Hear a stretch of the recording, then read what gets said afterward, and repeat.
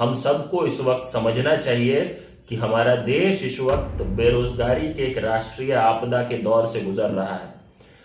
3 साल में 35,000 से ज्यादा छात्रों ने आत्महत्या की है। हर 2 घंटे में 3 छात्र खुदकुशी कर रहे हैं। पिछले 1 दशक में सुसाइड के केसेस में 70% से ज्यादा वृद्धि हुई है और अधिकतर सुसाइड में से 26% जो है वो सिर्फ दिहाड़ी मजदूरों के हैं। और ये पूरा आंकड़ा जो है ये मेरा आंकड़ा नहीं है या किसी स्वतंत्र एजेंसी का आंकड़ा नहीं है, ये सरकार का अपना आंकड़ा है। देश का भविष्य अंधकार में है, देश के युवाओं का भविष्य अंधकार में है। और उसमें जब सरकार इस संकट की तरफ से मुंह मोड़ ले, मानने को तैयार भी ना हो कि हम कितने बड़े संकट के दौर से गुजर रहे हैं, अगर राजनीतिक पार्टियां सिर्फ जाति धर्म के नाम पर वोट मांग रही हो या चुनाव लड़ने की सोच रही हो, अगर मीडिया बिल्कुल सिलेक्टिव होकर बेरोजगारी जैसे मुद्दे को उठाता है और अगर युवाओं को सड़क पर शांतिपूर्ण ढंग से आंदोलन भी नहीं करने दिया जाता, प्रदर्शन करने की भी इजाजत नहीं होती है, और अगर संसद बेरोजगारी जैसी समस्या के प्रति आंखें मूंद कर बैठा होगा, तो बताइए ये होगा या नहीं होगा? इस तरह की घटना होगी या नहीं होगी? तो इस वक्त चर्चा ये होना चाहिए कि देश बेरोजगारी के बारूद पर बैठा हुआ है। इस वक्त इस संकट को एड्रेस करने का सवाल होना चाहिए, यह सबसे बड़ा मुद्दा होना चाहिए था। अगर जिन लोगों ने भी संसद के नियम तोड़े हो, कानून तोड़े हो, उन्हें जरूर सजा दीजिए कानूनन, लेकिन इसका मतलब यह नहीं कि आप उनको आतंकवादी ठहरा के, यूएपीए लगा के, स्पेशल सेल को उसके पीछे लगाकर एक अलग तरह का नैरेटिव गढ़ने की कोशिश करते हैं। ये याद रखिएगा कि इस देश में देश के बेरोजगार युवाओं को ज्यादा लंबे समय तक आप विलेन बना के नहीं रख सकते हैं। ये युवाओं का देश है।